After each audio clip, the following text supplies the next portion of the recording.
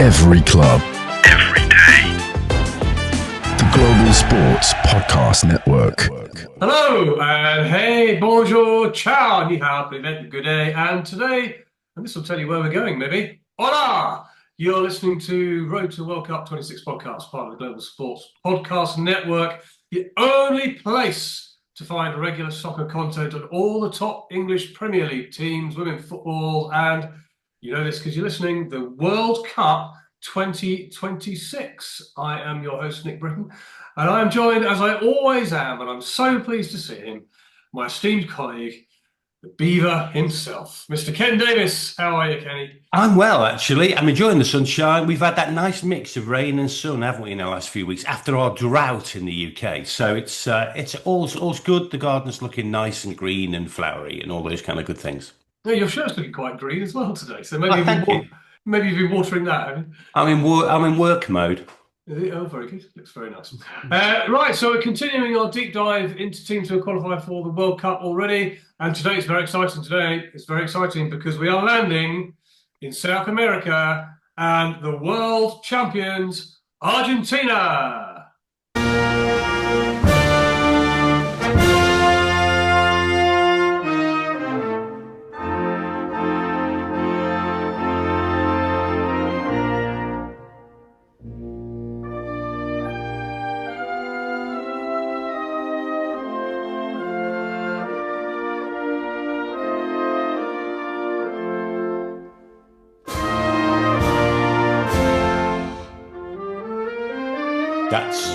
That's a nice anthem.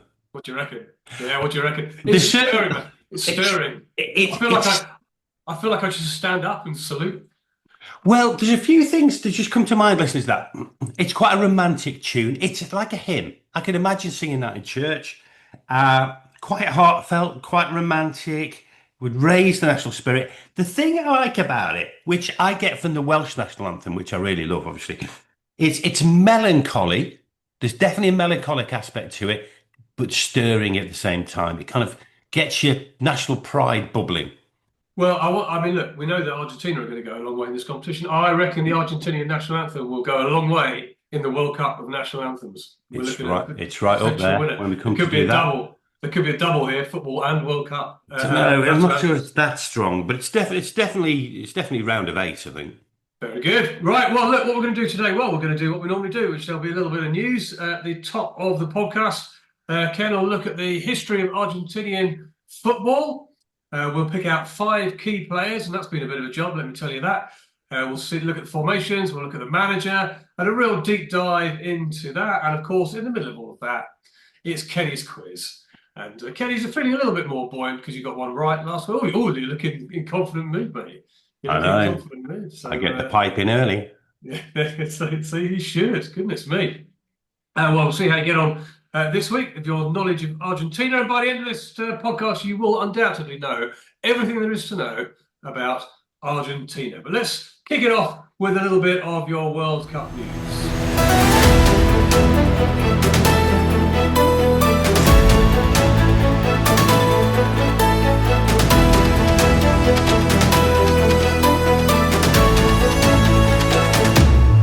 Well, big news overnight. Then we've got qualifiers. Hurrah! We've got qualifiers for the World Cup, yeah, because the qualifiers have kicked off again in June. And in the last 24 hours, we have Jordan, Uzbekistan, and Korea Republic have qualified for next year. So many, many, many congratulations to them. Jordan had a pretty comfortable 3-0 win over Oman, and Uzbekistan only needed a draw with UAE, and that's exactly what they got. They got a point there. And again, fairly comfortable win for Korea Republic over Iraq. So many congratulations to those 3 teams. You're looking at me in a funny way there. Are you Korea Republic? Are you South Korea? Am I just too old school and too old money? I just still call them South Korea. Is that allowed now, or do we have to call them Korea Republic? Well, I don't know. It depends whether you want to call Russia the United Soviet Union or the USSR. So what you want to call them. Korea Republic is the official name. That's what FIFA call them. So that's what I've gone. Fair enough. You're always so on message. Thank you very much. That's what I like about you. Thank you very much. Interestingly, Japan, who've already qualified, lost to Australia. Saw that. Which pushed Australia right up there. They're going to qualify now. That was a big game. That was a big game for Australia. So they are right on the brink. So many congratulations to those teams. Next week, we're going to have a deeper dive into all the qualifying games and all the stuff that's going on. But there's three more teams to cover. Already got them on the list of episodes that we're going to do in the next month. It's going to be exciting.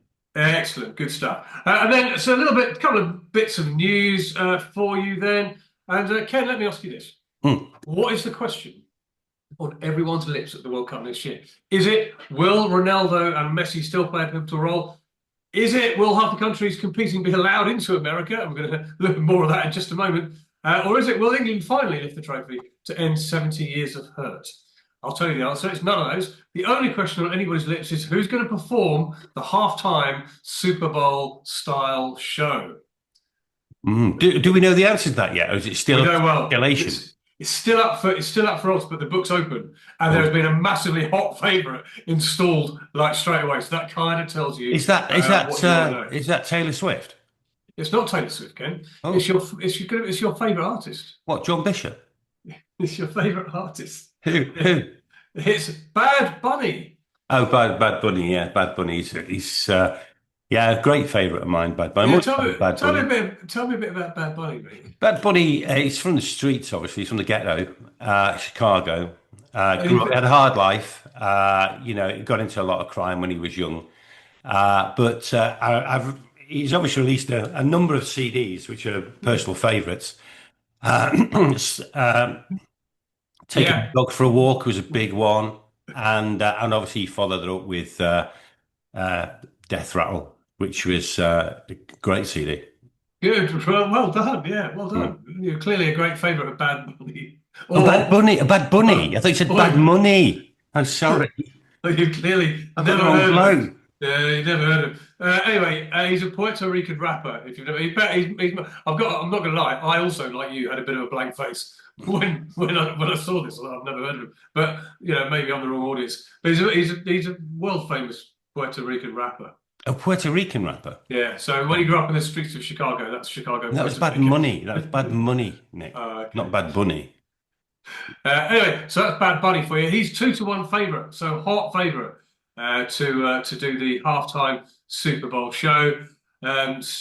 Second is Drake. There's an animal theme here, isn't there? Yeah. Bad Bunny and I know Drake. I mean, everybody knows Drake. I saw one of those wandering down the pond about half a mile from me. Couple outside here now. No, Drake's quite well known. Anybody else up there for grabs? Third favourite is Shakira, who did the. Oh yeah, nice. I like that. Yeah, she's got a bit of a kind of South American thing going on as well, hasn't she? Well, she did Super Bowl, didn't she? Yeah. And then you're into Ed Sheeran, another animal-related act, Pitbull, and Calvin Harris. I think we should do a whole show on just animal-related acts that they should do in the Super Bowl. Maybe they're not going to actually sing or rap. Yeah. They're just going to bounce around and just do animal tricks. I think the monkeys are reforming just for the. Do you think Bad Bunny's got massive floppy ears? That'd be ridiculous. he'd pop one in your ass for that. That'd be a good. He's a gangster. You wouldn't go up to a gangster and say, "Excuse me, have you got big floppy ears?" That's not going to end well, is it? In Puerto Rico. Anyway, he's a rapper, not a gangster. Can I just make that clear for all our lawyers listening? He's a rapper. He's definitely 100% not a gangster. And if he is a gangster, can you go see Ken about it, please? Not me. Anyway, so that's going to be. Looks like it's going to be the halftime act of the Super Bowl. Coldplay initially, we talked about this before. Coldplay were choosing the act. Which is probably the best thing they could do, because if Coldplay were going to play halftime, it'd be like a 6-hour halftime show. Snooze fest. So another story we're keeping an eye on, we've mentioned this a couple of times. Donald Trump this week has announced a travel ban from 12 countries, including Iran, who have already qualified. And looking down that list, they might be joined in the World Cup by others, including Haiti, who are due to play in 10 days' time in America in the Gold Cup. Wow. Libya and Sudan, they've got a chance of qualifying as well. And we like Sudan. Sudan are one of our favourite teams. Yeah, really, really interesting. Now, look, the good news is obviously that this executive order that the president of the USA passed the other way has an exemption for any athlete or member of an athletic team. So that includes coaches, obviously the support staff, immediate relatives, but it doesn't look like it includes sort of friends and family and that big wider entourage. Sorry, Yeah. it does include family as in immediate relatives, but you know that massive sort of entourage that clubs and that countries go with to World Cups. It doesn't look like it's going to include those. So it's interesting to sort of I'm not passing judgment on any of this. I just think it's an interesting story. But it's only Friday, Nick. I mean, next week it could have changed and then changed back and then changed back again, couldn't it? These things generally are not permanent at the moment. That's my. Oh, very much so. No, hence the reason we are just reporting it as news not as fact. Not as it might change. I mean, there is another dimension to this. If these countries do if this carries on, are we going to see what we've seen previously at major sporting events, so sort of boycotts or protests and stuff like that? No, I hope not. I hope not. There's nothing to suggest that the USA, Canada, and Mexico is going to be anything other than an absolutely fantastic World Cup. It's just an interesting story. Yeah, very, very good. Keep our eyes on that one. Right, let's get down into Argentina, shall we? No, before you do that, Nick, we've had a letter. We've had an email. Another letter. An email, yeah, from Santiago near Valencia in Spain. He's got a question for you. Is it Santiago Muniz, star of the great film Goal? No, I don't think so. We didn't mention that in his email. Anyway, he just quick question: which teams do we think are going to overperform and underperform in World Cup 2026? You've got a minute on Nick because we've got to get this episode finished in 45 minutes. Well, thanks for giving me no notice whatsoever.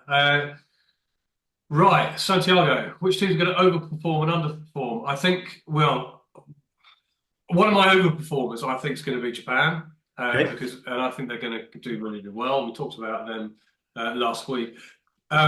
Here's an interesting one then. I'll pick one for underperforming, because here's a team that hasn't qualified for semi-finals or finals. I'm taking this off the top of my head here, so forgive me if I'm wrong. For 10 years now, and that's Germany.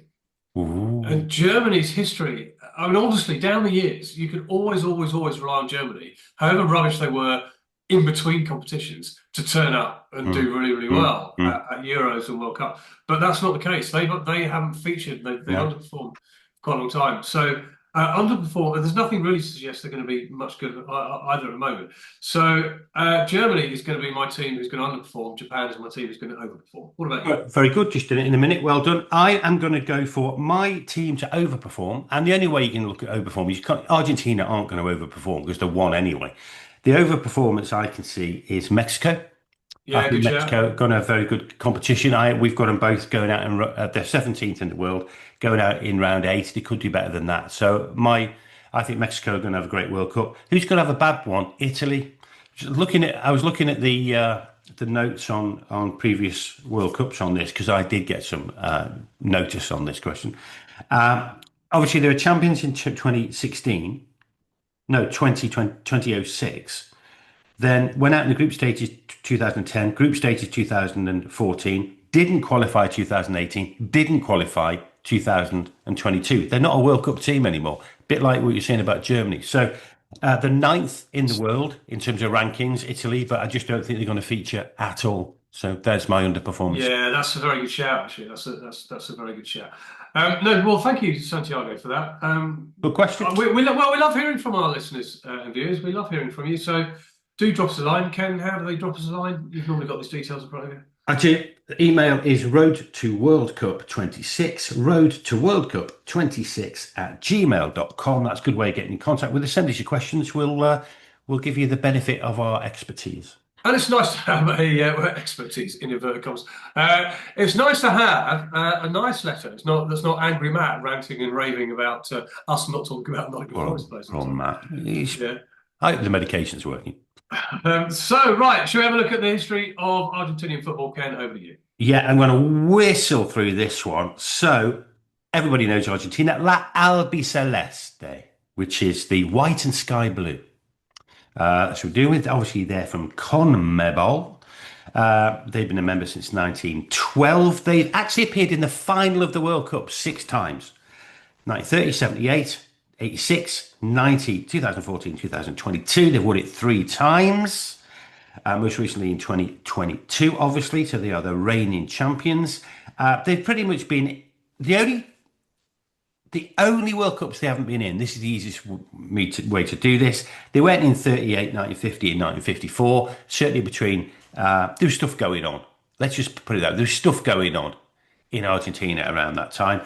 The only one that they didn't qualify for, which they really wanted to qualify for, was which one, Nick?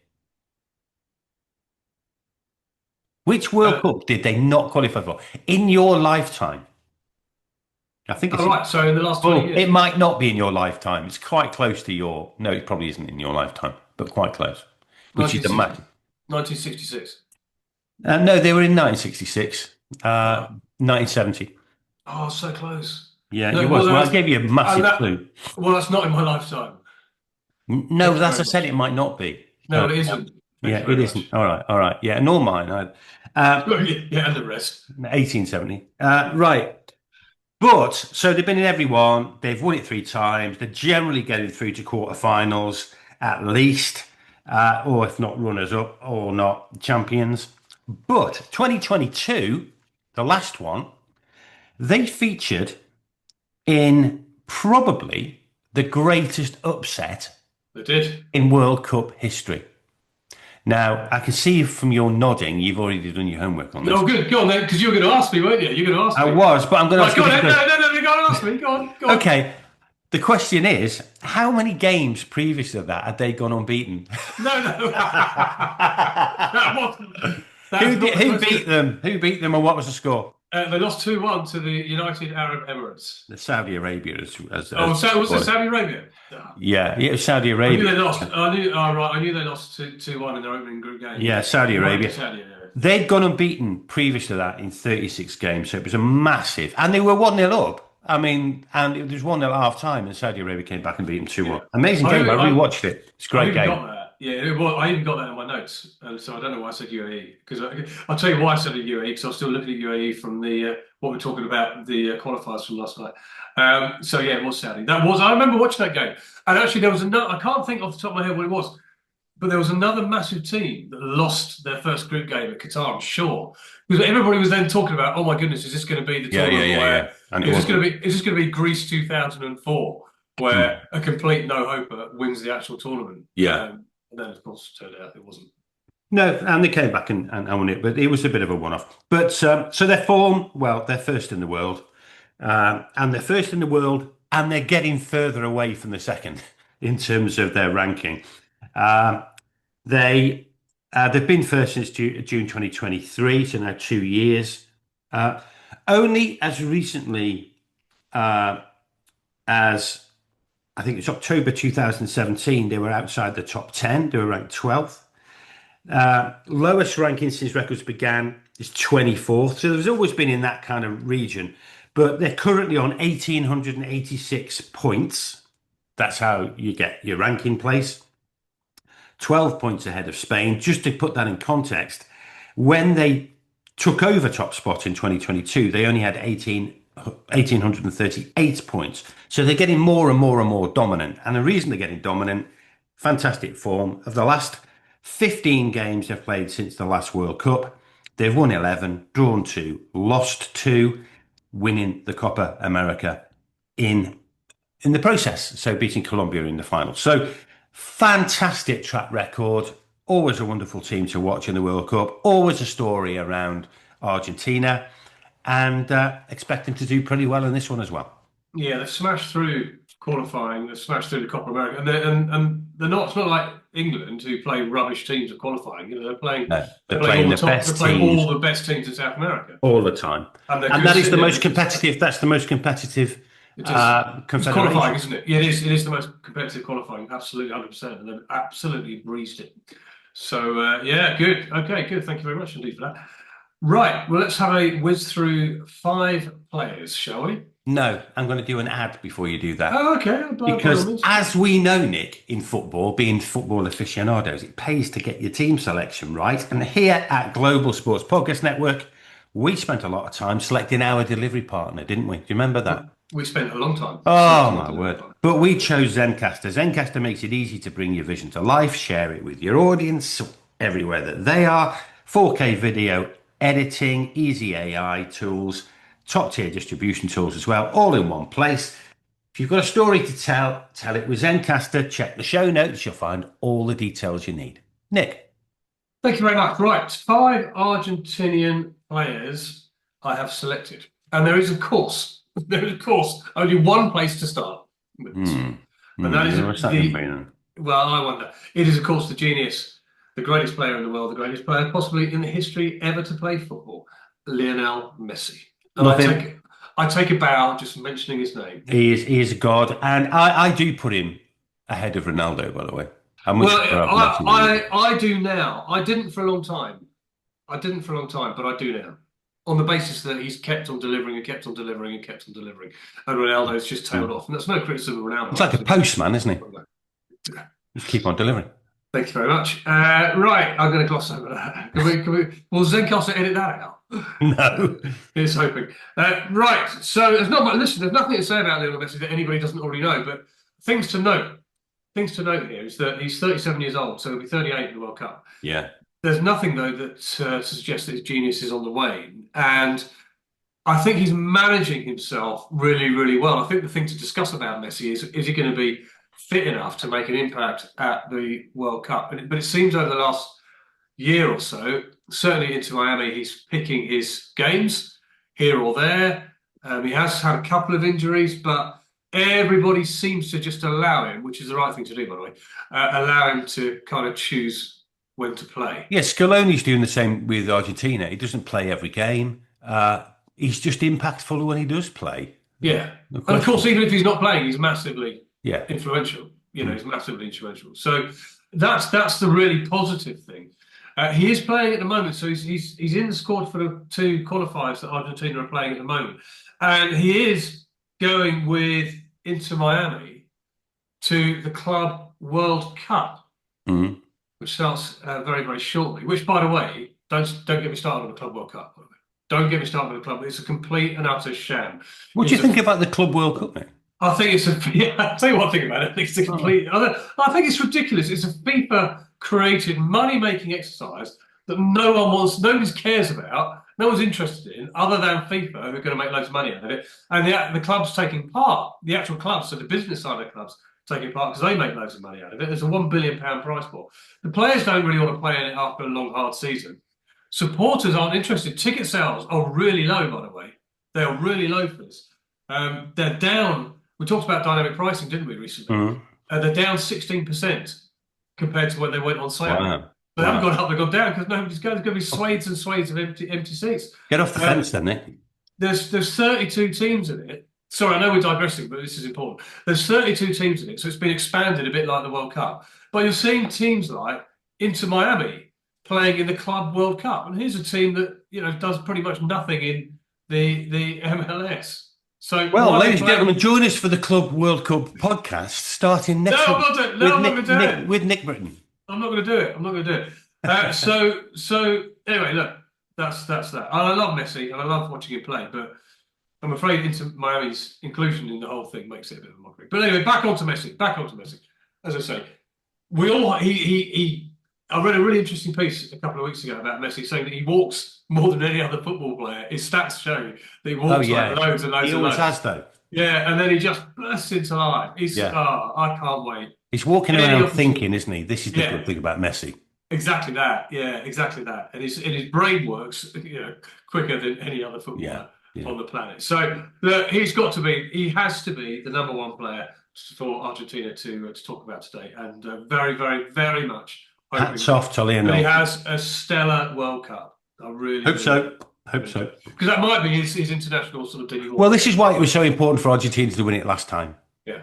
Everybody wanted him to win it for Messi, didn't they? And he got that. And go and do it again, Lionel. Yeah, absolutely. Player number 2 is the goalkeeper, Emiliano Martinez, who is plays for Aston Villa. Great keeper. Had a great season. He is a great keeper. He's had a very good season at Aston Villa. He's not only a great keeper, but he's a real penalty shot stopper, penalty specialist, and things like that. And he was very instrumental in Argentina's recent Copa America win, awarded the Golden Gloves for his performance during that competition. There is talk about him moving on from Villa, actually. I think he's their highest paid player. And of course, they missed out on Champions League football in the last game of the Premier League season. So let's talk about him moving on. Let's talk about Villa looking at their goalkeeper. Great keepers are few and far between, and he's a very, very good one. Do you know what? That's my opinion. I think you're right. I think it would be, if you've got him, keep him. Yeah. Because it's going to be very, very difficult for Villa to replace him. I agree. They really, really will. We remember his penalty-saving heroics in Qatar 2022. He saved a penalty in the final. He saved a couple in the quarters, I think, wasn't it, against the Netherlands? Yeah. And he's one of those. You're right. They are almost a bit like a top-line striker. They're the most valuable commodity in the team if you can get a really top. Particularly in a cup competition, because you're definitely going to have a penalty shooter at some point. And you want some, because the keeper's going to win you the games in that situation. They do win you games. They do win you games, and different in the league, but in a cup competition, absolutely central. Yeah. So we'll keep an eye on him over the summer and see what he turns up next year. I was really surprised when I heard he might be leaving Villa this season, because for a team like Aston Villa, they're punching if they've got a keeper like Well, keepers are punching, mate. The players can't do that. No, but you know what I mean. It's a phrase that young people use, Ken. It means punching above their own weight. Moving on then. Rodrigo de Paul is my third player. Plays for Atletico Madrid. He's the enforcer of the team. He's known as sort of Messi's particular enforcer.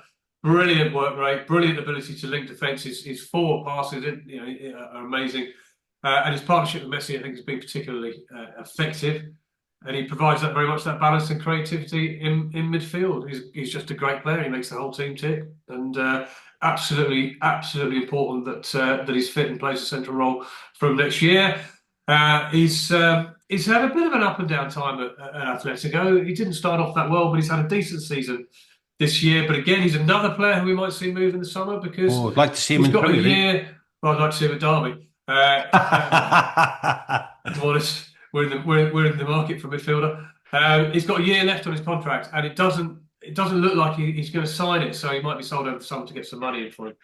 But again, if he plays and Messi plays, that's a really dynamic sort of midfield and front line for Argentina.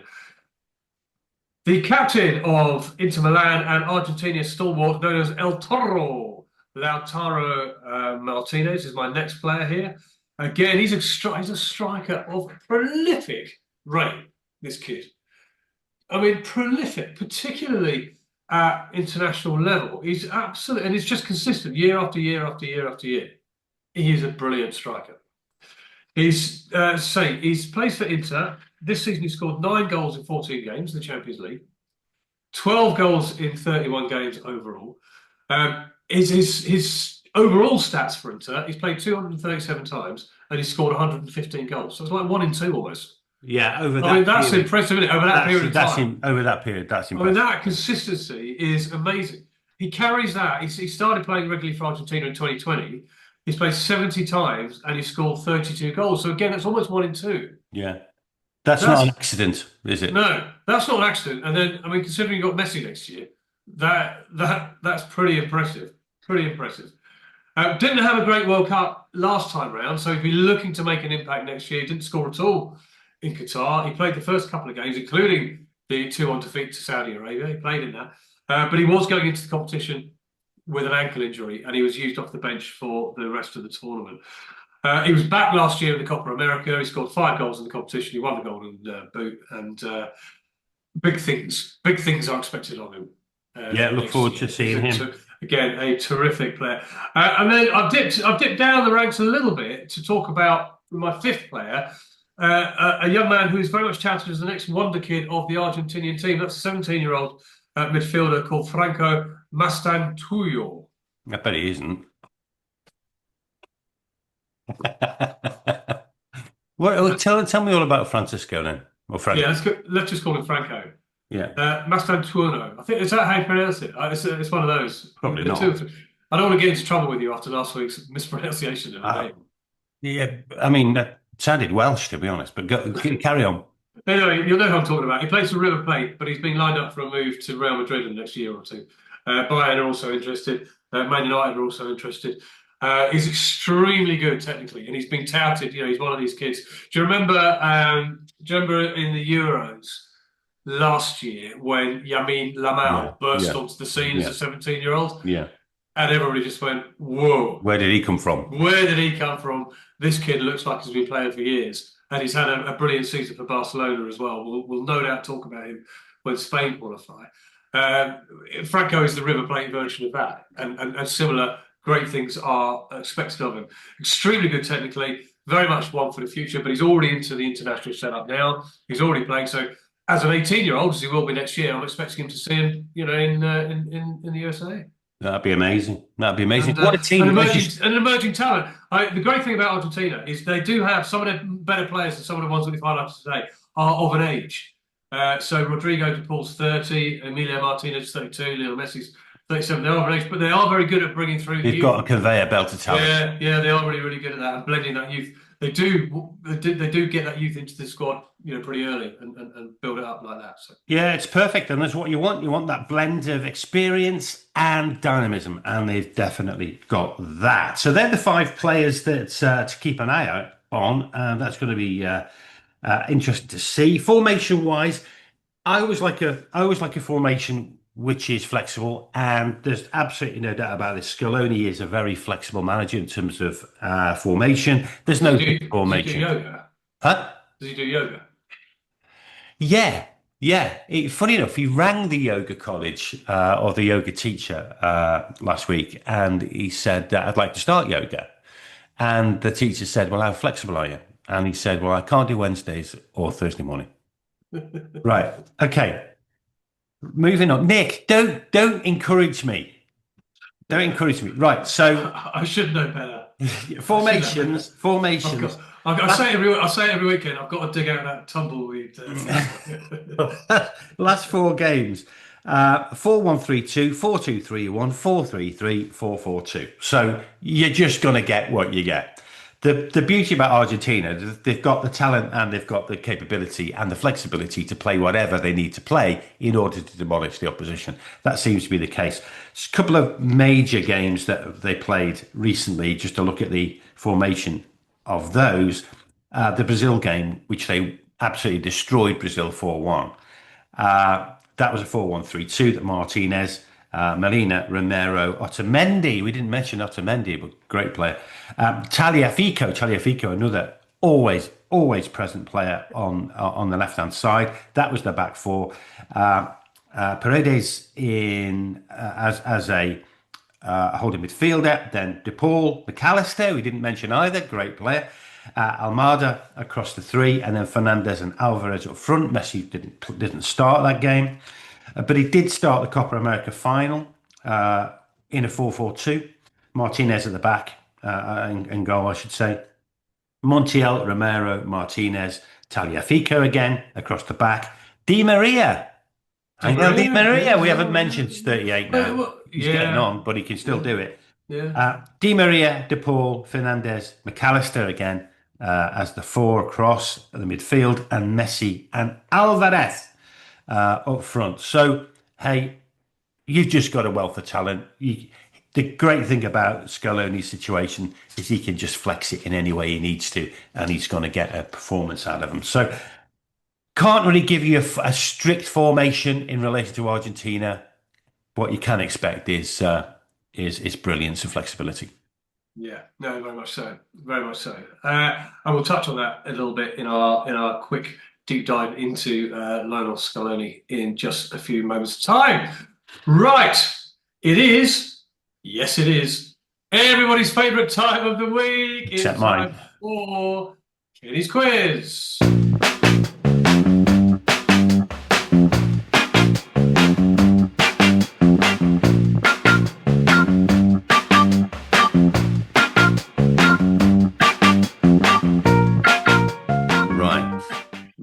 Got to do better. Must do better. I've got a couple of questions for you. All right. If you do quite well, I've got a couple of extra bonus questions. Oh, we haven't got time for extra bonus questions today, mate. Right, let's get on with it then. I think these are quite. Actually, I'm looking at these. These are too easy. Believe me, I've set the bar pretty low. I was on the train up to Edinburgh when I was setting these quiz questions, and I must have had a cup of tea and been thinking about someone else because these are too easy. Great. Right. Okay. Argentinian by birth, he played a crucial role in the Cuban Revolution, as well as the communist activities in other Latin American countries. Who is he? Che Guevara. Is the correct answer. Yeah. Come on. Okay.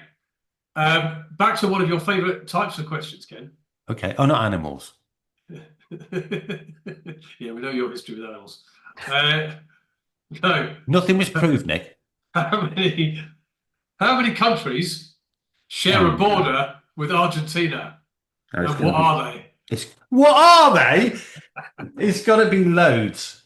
It's going to be loads. It's going to be, I'm going to go round from west to east. It's going to be Chile, as they pronounce it these days. It's going to be Brazil. It's going to be Paraguay. And it's going to be Uruguay. So I'm going to say 4, and I think it's going to be those 4. Mate.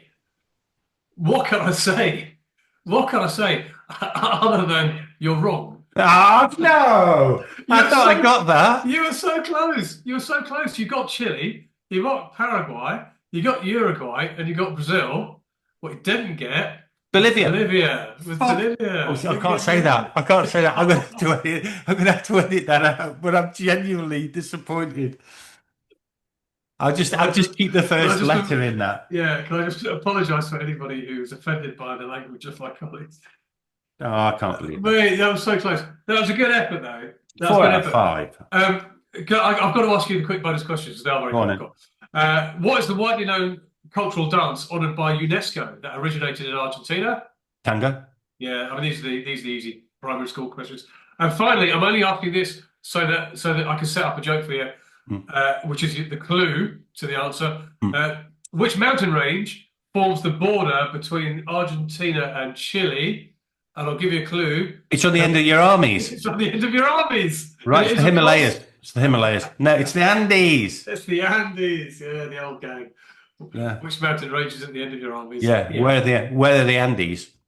So that's, yeah, well, mate, 1 out of 2. 1 out of 2 is not bad at all. 1 out of 2? Yeah, you don't get the bonus questions because they were just bonus questions. Yeah, but 1 out of 2 when I got 4 out of the 5 and actually named them. Not only got the close to the right number, actually named. All right, go on, whatever. I'll say it again. If a player runs round 30, if you're Lionel Messi and you run round the entire opposition, take it back to your own goal line, run around the entire opposition again, then shoot and it hits the post. Is it a goal?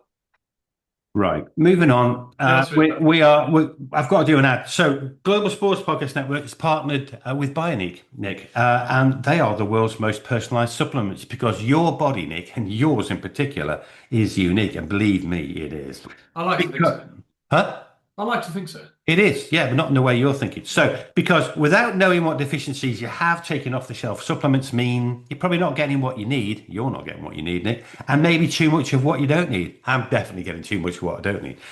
Bioniq provides 100% tailor-made supplements designed to deliver precisely what your body needs, exactly the right levels, no guessing. So check the link in the show notes, use the code GSPN 2025 for your 40% discount off your first order. Nikolai, tell us about Lionel Scaloni. I think the listeners are getting too much of what they don't need, which is you. Right, manager Lionel Scaloni. Mate, this guy is something else. He only went into management in 2016, and he only took over the national team in 2018. Has he ever managed a club, or has it all been international? No, he's done club management. But he's already won more honours in that 7 years that most of us, well, not most of us because we don't manage football, but most football managers will do in a lifetime. He's only 47, so he's very, very young. He's dual Italian-Argentine heritage. But what an impact he has had on Argentinian football. And the funniest thing about it is when he was actually appointed, bear in mind what we're about to tell you, when he was actually appointed, it went down like a lead balloon. Yeah. Right. To those of you who don't know what that phrase means, it means it didn't go down well. If you imagine a lead balloon, it just hits the floor rather than floating. I think people have probably got that. Do you reckon? Yeah, I think that's probably quite well known. You're never quite sure. It didn't go down well. So the legendary Argentinian football player Diego Maradona criticised the move for appointing a man who was unqualified, inexperienced, and putting a person in charge who, quote, wouldn't be able to direct traffic. Yeah. Yeah. Thanks, Diego. He probably can't direct traffic. That doesn't mean he can't manage a football team to great effect. I wonder what Diego is thinking now. Would you imagine? Can you imagine Diego Maradona directing traffic? Yeah, the hand of God. Yeah. I mean, no thanks. Imagine the crashes. So he should already be a legend. If he's not already, he should be a legend in Argentina. He won the two. Just bear in mind, he only took over. In 2018. He won the 2021 Copa America, the 2022 World Cup, the 2022 Finalissima, which is the winner of Copa America versus the winner of the Euros. They beat Italy 3-0, and the 2024 Copa America. I know. Not bad, eh?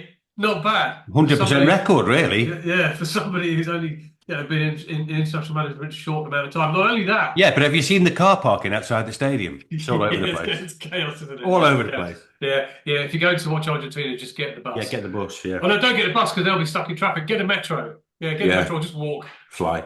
Yeah, just walk. Not only that, he's got a string of international honours. In 2022, South American Coach of the Year, 2022, Best FIFA Men's Coach, 2022, the IFFHS Men's World's Best National Coach. He won that in 2023 as well. Also in 2023, he won the Pancina d'Oro. So he's unbelievable. He's unbelievable. Can't keep going forever, though. Can't keep going forever. Well, thanks, Ken. I'm sure you'll be delighted to hear that. He's cool, he's calm, he's collected, he's tactically excellent. And what I like about him, and you touched on this a moment ago, what I like about him is that you never know what you're going to get in terms of tactics. He flexes around. He reminds me, I'll tell you what he reminds me of the late, great Brian Clough in England. And you can imagine, so Brian Clough, if you don't know who Brian Clough is, wherever you are listening around the world, he's a very legendary coach in England, and he took a couple of very, very unfancy teams back in the 70s and 80s. Derby County, who are, of course, the world's greatest team, and a smaller provincial club down the road called Notts Forest. Yeah, are they still going? I don't know, possibly. And with Forest, he won the European Cup twice out of nowhere, and with Derby, he won the what is now the Premier League, but the First Division, again out of nowhere. And he was meant to take over England, but he was such a controversial character, and he was such a speak his own mind that he rubbed the FA up the wrong way completely. He should have been. You tell you what he should have been. He should have been. We would have won the World Cup. I think so, without a shadow of a doubt. But he was known very much to just sort of tell his players just go out and play, express yourselves, go out and don't worry about the opposition, don't worry too much about sort of tactics formation, just go out and play. And I kind of get that sense with Argentina. It's probably a little bit more science. There's a bit more science to it in Scaloni than because the game's moved on. 50 years. It's just that sense of watching them play. It's so difficult to play against because you just don't know really how they're going to set up. You don't know which players are going to be where. You've got players like Messi who just drift around, the pitch. That's what I like about him. And I love the fact that Scaloni just embraces all of that. Yeah. He doesn't try and change it. He doesn't try and stamp his own authority and say, right, you've got to do this because this is what I believe in. He just goes with the best that his players can give him. And that's why they're so successful. So you've got what you've got here. And also, it's worth mentioning, and we touched upon this earlier, they win games on penalties. They're really mentally resilient. He's installed in them two things, excuse me, that are incredibly important. A sense of collective teamwork. They're not like France or Brazil where they fall out with each other and things like that. Portugal. They're just incredibly resilient. So they win games on penalties. They win games late in the day. And that's an amazing thing. So what you've got with Argentina is some of the world's best players, including the world's best player, and the world's best manager. And they've got a team ethos, and they've got a freedom to express themselves, as you're saying. So we better come to predictions. So after all that, all bigging them up in the way we've bigged them up over the course of the last 45 minutes, what are your predictions? What is your prediction for where Argentina are going to finish in World Cup 2026? Well, I think they might struggle to get out of group stages. Well, then it depends if Saudi Arabia are in there. Well, this is it. Yeah, the nemesis. They are the nemesis. They're the bogey team. I think they will get to the final, and I think they'll probably win it. So you're going for winner? No, not yet. I'm not. Steady. Okay. Steady. Okay. We're not picking. We're picking where teams are going. Yeah, where they're being knocked out. Are they being knocked out in the final? Yeah, that's a great fair point, actually. Right. Okay. It's very difficult to defend the World Cup, It's very difficult. It's not. I mean, teams have done it, but it's difficult. Doesn't happen very often. But then again, I'm thinking, who else is going to win the World Cup? Spain.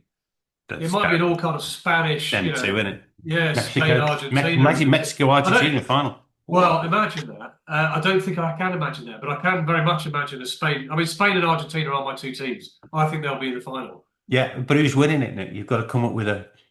Right. Well, head over heart, heart over head. Head says Spain, heart says Argentina. And Ken, I'm a bit of an old romantic. I'm going to go with my heart. Argentina are going to win the World Cup, mate.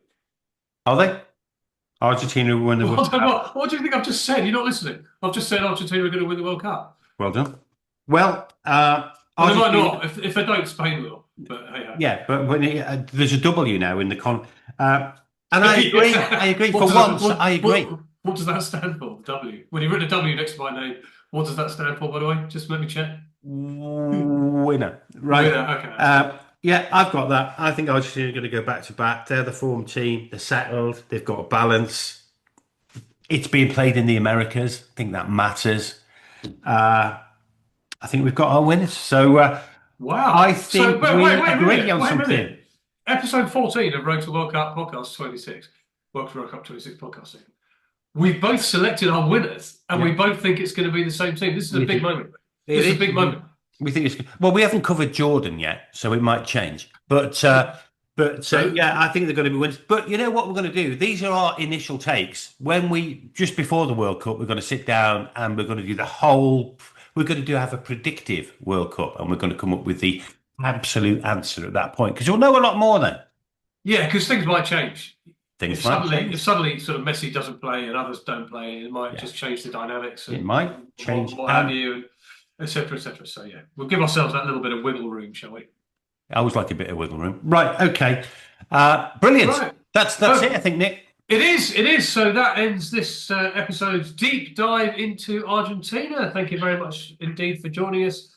And we hope you feel a little bit more educated and involved in everything to do with Argentina. So next week we're going to have a look at the qualifiers and see how it all goes. Until then, thanks for listening. Look after yourselves, look after each other. Goodbye.